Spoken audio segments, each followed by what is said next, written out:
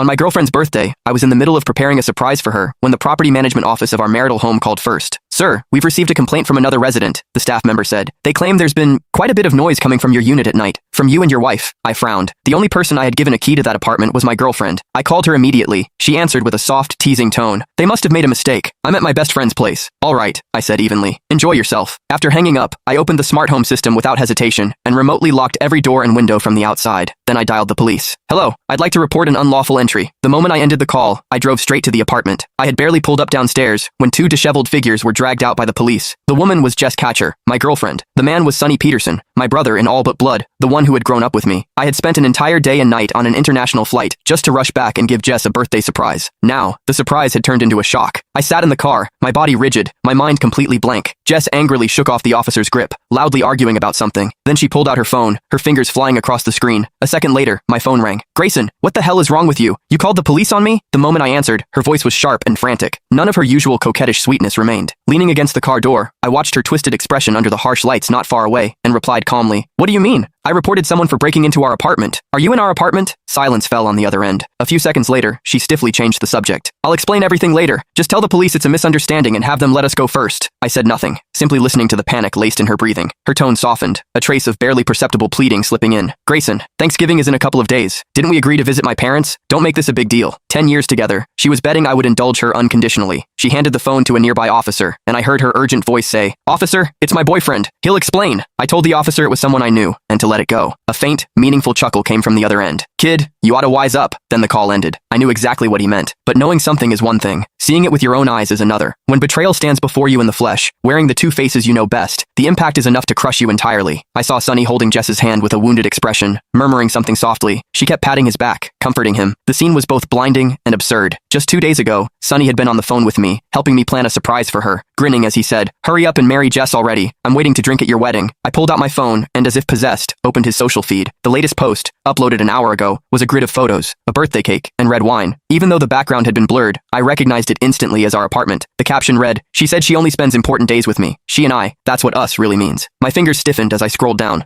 Last holiday, Jess had told me she had to work overtime on a last-minute project, pulling an all-nighter. On Sonny's feed, there were two intertwined hands, fireworks lighting up the riverside behind them. On the woman's wrist was a small red mole, one I knew all too well. On the last Valentine's Day, Jess had said her best friend was heartbroken and needed company. Sonny had posted a photo of 2 movie tickets, before sunset, with the caption, Watching an old film with the one I love. And then there were the 14th of every month, when Jess always found one excuse or another to avoid seeing me. So that was where she had been, with Sonny. What else was there left not to understand? Not far away, the police seemed to finish lecturing them.